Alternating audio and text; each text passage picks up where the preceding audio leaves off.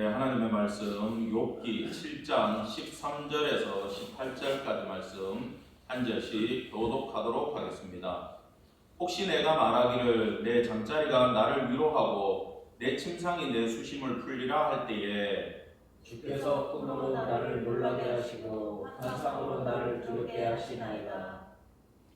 이러므로 내 마음이 뼈를 깎는 고통을 겪으니 차라리 숨이 막히는 것과 죽는 것을 택하리다. 내가 생명을 싫어하고 영원히 살기를 원치 아니하오니 나를 도우소서. 내 바람은 그것이니이다.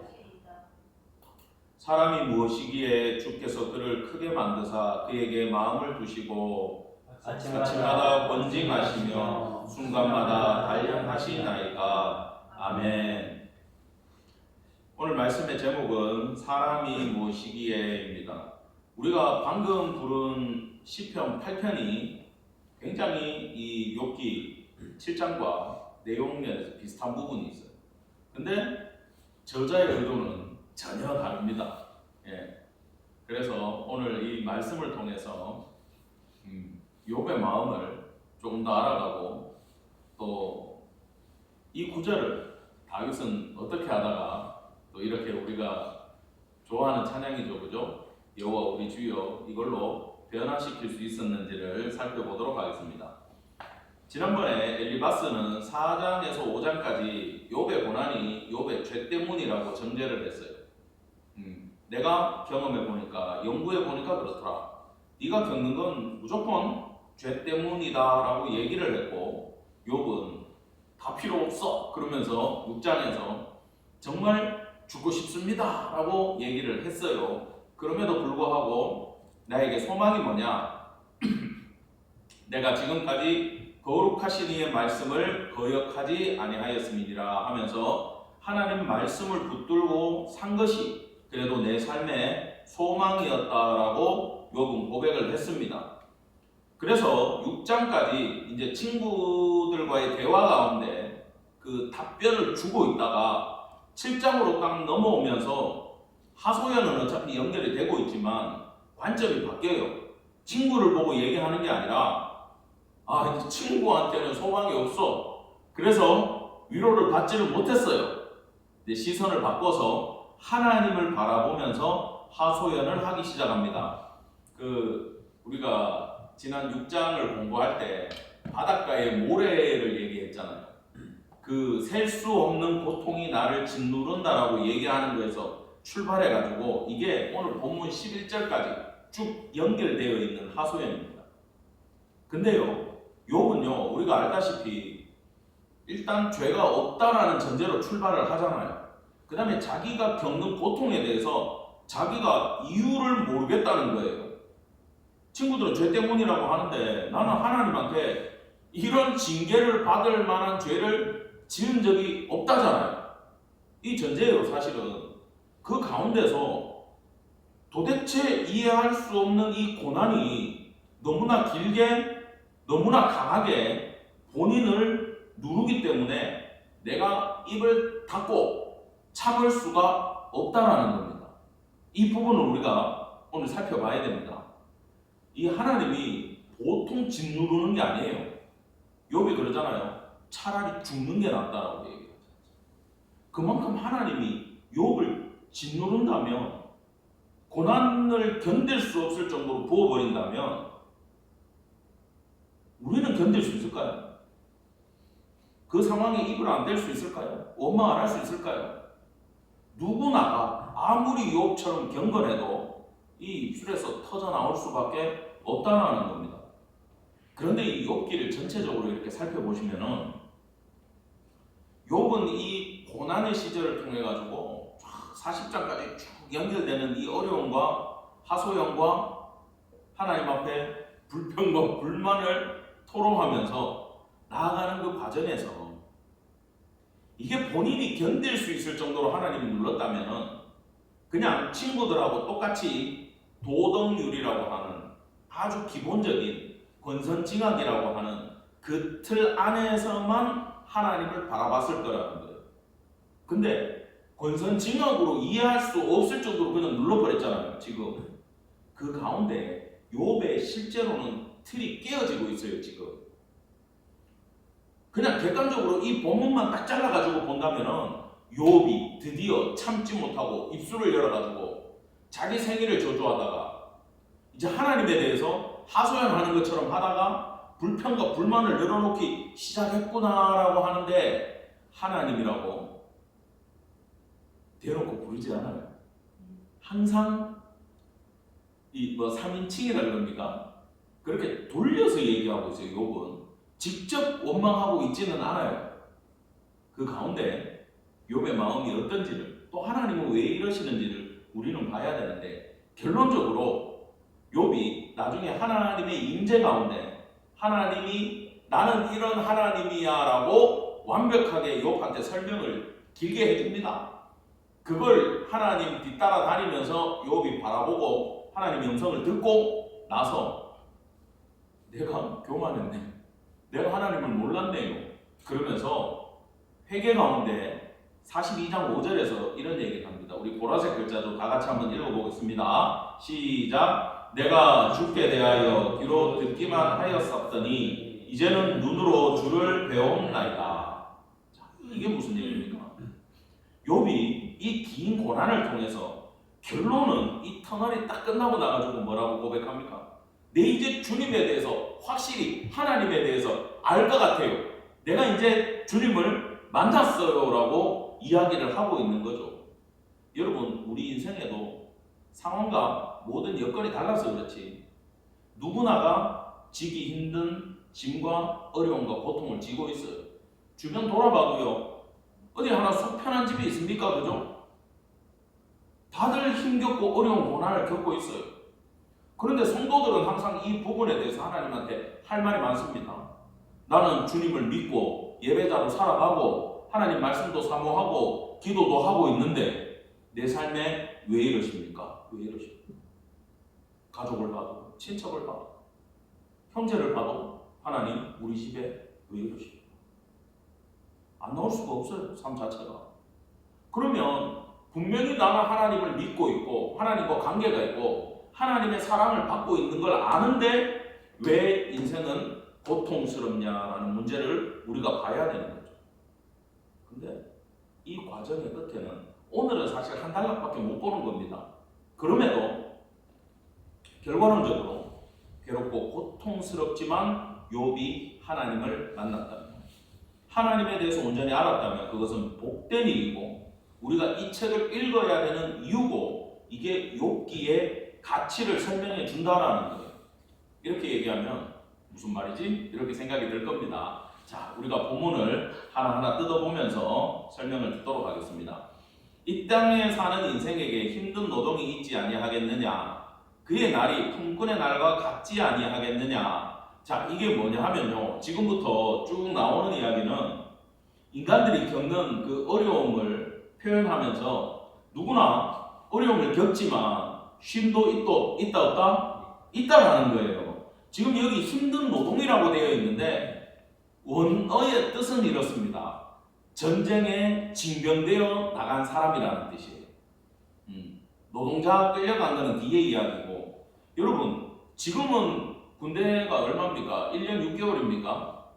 옛날 우리 현역 시절에 방위들만큼 현역이 근무를 하는 시절이 됐어요. 그만큼 편해졌어요. 근데 우리 위에 어르신들은 꼬박 3년을 하셨대요. 그죠?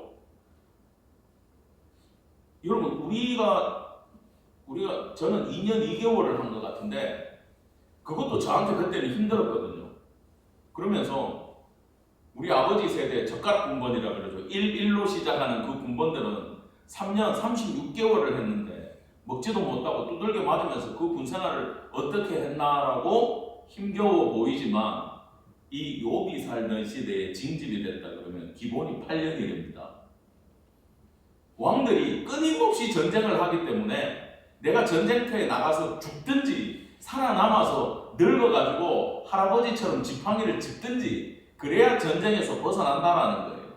그만큼 고통스러운 일이 있지 않느냐. 그리고 그의 날이 품꾼의 날과 같지 아니하겠느냐. 종은 저녁 그늘을 몹시 바라고 품꾼은 그의 삭슬을 기다리나니. 이게 무슨 얘기냐 하면 아무리 힘든 전쟁에 끌려가도 돌아오는 날이 있고, 이 노동을 하는 종들이 딱 끝에 나가서 일을 하더라도 요거 끝내고 저기 그늘에 가서 쉬어야지가 있고, 돈을 받고 일해주는 품상 노동자들이 일을 하고 나면 무슨 날이 있어요? 월급날이 있잖아요. 그러면은 여기 출근하시는 분들 그렇잖아.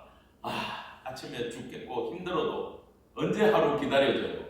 월급날 기다려지는 거예요. 근데 뭐 지출이 많아서 월급 돈이 이렇게 통장에 들었다가 발을 탁 찍고 바로 나간다 그러더만. 예? 스쳐 지나간다. 발만 담그고 지나간다 그래요.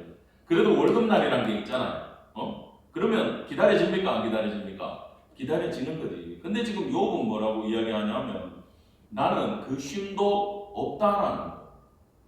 퇴근도 없고 이 고통이 끝이 없다라는 거야. 아무리 힘든 노동을 해도 그늘이 있고 쉬는 날이 있고 저녁이 되면 해 빠지면 일을 안 하는데, 욥의 고통은 그렇게 끝나지 않는다라는 겁니다. 그러면서 이걸 지금 탄식하고 있는 거예요. 얼마나 괴로우면 이렇겠어요. 지금 6장에서부터 시작해가지고 이게 계속해서 이어지고 있더라는 겁니다. 야, 이거 지금 다 읽기도 힘들어요. 내 생명이 한낱 바람 같음. 야, 이거 뭐 구름이 사라져 없어진 같이 서울로 내려가는 자는 다시 올라오지 못할 것이오니 지옥에 떨어지는 거라 이거죠. 이 불평을 지금 쏟아내고 있는 겁니다. 왜냐하면 이렇게라도 이야기를 해야 욥이 견딜 수 있기 때문에. 여러분, 사시다가 힘들면 우는 것을 강력히 추천합니다. 힘들 때요, 시원하게 울고 나면요 속이 풀려요. 그죠? 그리고 울고 한숨 푹 자고 나면 잊어버려요. 머리가 좋으면 머리 아픕니다. 예, 그게 다 기억이 나면 힘들겠지만, 맛있는 거 먹으면 또 풀립니까? 안 풀립니까? 풀리죠. 근데 욥에게는 그것조차도 허락이 안 되고 있다는 겁니다. 욥이요, 나중에 이런 얘기를 해요. 12절 같이 읽어볼까요? 시작. 내가 바다니까, 바다 괴물이니까 주께서 어찌하여 나를 지키시나이까. 요게 뭐냐 하면은, 바다 얌은 구약에 계속 나오는데, 여러분 강이나 바다나 물이잖아요. 수산물도 나오고 농업 용수도 공급해주고 이게 좋을 때는 좋은데, 홍수가 나거나 풍랑이 쳐버리면 사람을 죽이는 물이 되거든요. 이게 그죠? 다 떠내려가고 다 죽고. 그렇기 때문에 이 구약에서 바다라고 하는 건 아주 공포스럽고 죽음을 뜻하고 위험하다는 거예요. 내가 그렇게 위험한 인물입니까? 라고 얘기하는 거야. 그 다음에 여기 바다 괴물이라는 것도 탄닌인데, 옛날 성경에는 다른 버전에는 고래라고도 나오고 바다 뱀이라고도 나오고 용이라고도 나와요. 다 탄닌이에요. 이건 어떤 존재냐면, 하나님의 간섭은 받지만 최종적으로는 하나님의 심판에 떨어져야 되지만, 이게 나타나면 배를 부수고 사람을 죽이고 하는 그런 존재거든요. 하나님이 이런 존재를 관리하에 있는 거예요. 근데 욥이 한마디로, 내가 그렇게 고통을 당해야 되고 천대받아야 되고 핍박을 받아야 되는 그런 괴물입니까? 내가 사람들한테 해를 끼쳤습니까? 뭐 했습니까? 나를 왜 이렇게 대하십니까? 라고 이야기를 시작해서 끝에 가면은, 내가 그럴 만한 가치나 있습니까? 라고 얘기를 해요. 계속 보겠습니다. 지금은 잠도 못 잔다라는 얘기를 하고 있어요. 여러분, 아파 본 사람들은 아는데, 그래도 약 먹고 잠이 들면 고통을 잠시 잊잖아요. 그 순간 아파서 깨기도 하지만, 욥은요 어쨌든 간에 온몸에 막 욕창이 나고 구더기가 기어나오고 막 기왓장으로 끌어야 되고 앉지도 서지도 못하는 상황에서 잠이라도 좀 자려고 하면 그것도 하나님이 막으신다라는 거예요. 꿈에서 놀래키고 악몽을 꿔가지고 잠도 못 잔다는 거예요. 아파서 악몽을 꾸는 것도 있는데 하나님이 의도적으로 잠조차도 제대로 안 주고 있다는 거예요. 와, 어떻게 이렇게 힘들게 할 수 있냐라는 거죠. 뼈를 깎는 고통을 겪고 차라리 죽는 게 낫습니다. 살아서 뭐합니까? 나 그냥 죽을 테니까 나 좀 죽게라도 허락을 해주십시오. 살아있는 게 아무런 유익이 내 인생에 없습니다. 그러면서 결정적으로 이 이야기를 합니다. 사람이 무엇이기에 주께서 그를 크게 만드사 그에게 마음을 두시고 아침마다 번징하사 순간마다 단련하시나이까. 우리 오늘 찬양하면서 불렸죠. 자, 우리 김홍준 집사님 한번 불러보시기 바랍니다. 시작. 죄송합니다. 사람이 무엇이간데 주께서 저를 생각하시며 인자가 무엇이간데 저를 권고하시나이까. 굉장히 유사하죠. 그러면 누가 먼저 쓰여졌을 것 같아요? 욥기가 먼저 나왔겠어요? 시편이 먼저 나왔겠어요? 욥기죠. 욥은요 지금 이 구절을 이렇게 얘기하는 거예요. 여기 제가 빨간 글자로 해놨잖아요. 내가 뭔데 하나님이 나한테 이렇게 관심을 갖고 타켓을 삼아가지고 괴롭힙니까? 그럴 필요가 있습니까? 너무 지나치지 않습니까? 라는 표현으로 이 구절을 썼어요. 근데 다윗은 하나님 내가 뭔데 나한테 이렇게 잘해주십니까? 라고 이 구절을 사용했어요. 여러분 이 차이를 생각해 보셔야 됩니다. 어떻게 이 구절이 시편 8편에 가가지고 그렇게 바뀔 수가 있어요? 하나님의 영광을 찬미하면서 여호와 우리 주여 주의 이 영광이 온 땅에 어찌 이렇게 아름답게 넘쳐납니까? 하늘의 해나 별이나 달이나 막 하나님의 모든 피조물이 반짝반짝한 게 너무 이쁜 거예요. 지금 다윗의 눈에는. 그리고 자기가 받은 은혜를 생각해 봤을 때 아니 내가 뭐라고 내가 하나님한테 뭘 했는데 내가 어떤 존재이기에 하나님 나한테 이렇게 해주십니까? 라고 고백을 하고 있는 거예요. 근데 그 시작이 뭐였다고요?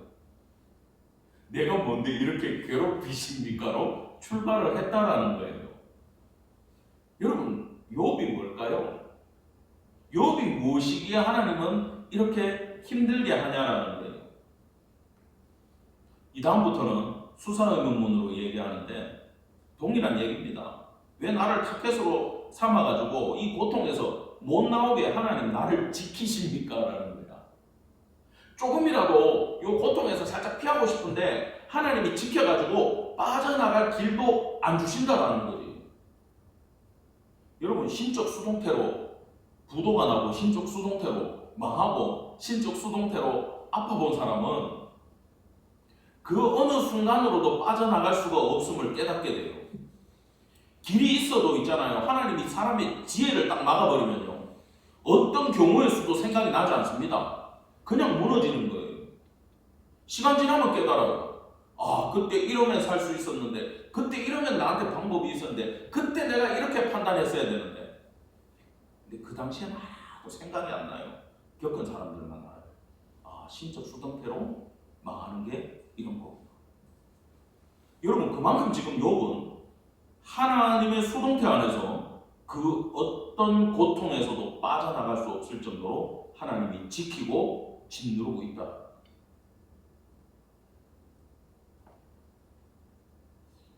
결말에 가가지고는 욥은 21절에서 이렇게 얘기합니다. 주께서 어찌하여 내 허물을 사하여 주시지 아니하시며 내 죄악을 제가하여 버리지 아니하시겠나이까. 이제 내가 흙에 누우리니 주께서 나를 애써 찾으실지라도 내가 남아있지 아니하리이다. 이제 죽어서 땅속에 들어가게 됐습니다. 오늘 죽어도 하나도 이상하지 않다는. 근데 여러분 이건 회개는 아니에요. 꼭 회개하는 것처럼 내 허물을 사하여 주십시오라고 이야기하는 것 같지만 친구들의 얘기대로 내가 주께 범죄해서 이 고통을 당하고 있으니 내가 이제 주께 회개합니다의 구절이 아니라 욥은요 끝까지 자기는 죄 지은 것 없어요. 근데 내 머릿속에 한계가 따라합시다. 욥도 도덕률 안에 있다. 도덕률 안에 있다. 욥도 지금 사실 하나님 앞에 완벽하게 행했지만 도덕률 안에 있는 거예요. 자기도 이해가 안 되니까 내가 모르는 죄가 있습니까? 의문을 갖다가 죄인이라도 그렇지 이 정도면 봐줘야 되지 않습니까? 하는 지금 항변이지 하나님 나는 죄인입니다라고 완전히 엎드리는 단계는 아니라는 거예요. 지금. 여러분 결론입니다. 우리의 삶을 되돌아봐도 여전히 고통 가운데 있고 어려운 가운데 있습니다. 주변을 돌아봐도 마찬가지라는 거예요. 근데요, 저는 여러분들의 기도 부탁을 많이 받아보고 저 스스로도 그렇게 기도해왔고 아마 100% 우리는 이렇게 기도할 겁니다. 하나님, 제가 뭐 세상에 욕심이 있습니까? 부귀 영화도 바라지 않습니다. 그래요, 안 그래요? 하나님, 뭐 큰 거 필요 없습니다. 그저 내가 마음 편하게 누울 전셋집이라도 좋으니 내 생활할 공간을 해결해 주시고, 내 자식들한테 서울대 바라지도 않습니다. 자기가 원하는 학과에 진학해가지고 하고 싶은 공부하고 무난하게 그냥 그 인생을 살았으면 좋겠습니다. 우리 모든 가족들이 큰 사고 겪지 아니하고 그냥 큰 병아리 하지 않고 그냥 병원을 좀 다니더라도 그런 뭐 위험한 암이라든지 불치병이라든지 그런 거 없이 그냥 좀 조용하게 하나님 살기를 원하고 예배자로 교회 나와가지고 봉사하고 섬기면서 그냥 이렇게 살았으면 좋겠습니다. 전부 다 그래요, 안 그래요? 얼굴 보면 교만한 분들이 없어. 뭔가 주님 앞에 막 이 큰 복을 뜯어내겠다 이런 얼굴들이 이제 없어요. 다들 우리는 고만고만한 기도를 하고 있지 않습니까? 근데 하나님은요, 나는 그렇게는 못하겠는데 이러고 계세요. 왜 그러실까요? 욥의 상도 마찬가지죠. 나는 그 정도로 만족하지 못하겠는데 그러고 있습니다. 여러분, 우리가 생각하는 요만한 복과 하나님한테 받고 싶은 요만한 축복만 하나님이 그래 그만큼만 해서 살아. 하나님 절대 그런 분이 아니에요. 우리 신앙의 끝이 뭡니까? 뭐예요? 죄 짓지 않고 교회에 충성 들어오는 일꾼이 돼가지고 하나님 나라 위해서 섬기고 예배팀 봉사하고 주방 봉사하고 청소도 열심히 하고 그죠? 찬양 연습하고 말씀 읽고 그죠?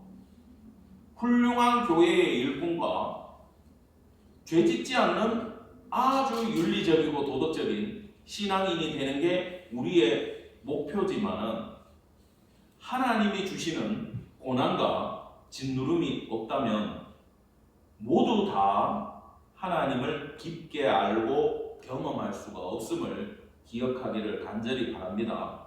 그렇기 때문에 하나님은 여기에 만족하지 않고 우리의 기도가 17, 18절에 나오는 하나님 도대체 나한테 왜 이러십니까가 무엇이 되기까지 하나님 내가 무엇이기에 이런 축복을 주십니까로 바뀔 때까지 우리를 낮추시고 깨닫게 하시고 하나님의 능력을 보이시고 나의 무능함을 알게 하시고 겸손케 만들어서 내가 하나님 알지도 못하면서 내가 하나님에 대해 아는 척하고 내가 주님에 대해 경험하지도 못했으면서 하나님이 나에게 이만큼 해주셨다라고 내 입술로 쓸데없는 욥은 그걸 쓸데없는 얘기라고 얘기를 해요. 뒤에 가면 내가 왜 그런 말을 교만하게 뱉었는지 모르겠습니다. 이렇게 얘기해요.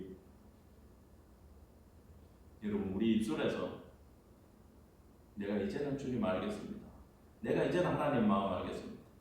나란 존재가 뭐기에 이렇게 사랑해 주시고 택해 주시고 정말 시편 8편에 나오는 다윗의 고백이 나올 때까지 하나님은 우리 인생 가운데 어려움도 허락하시고 고난도 허락하시지만 여러분 기억하시기 바랍니다.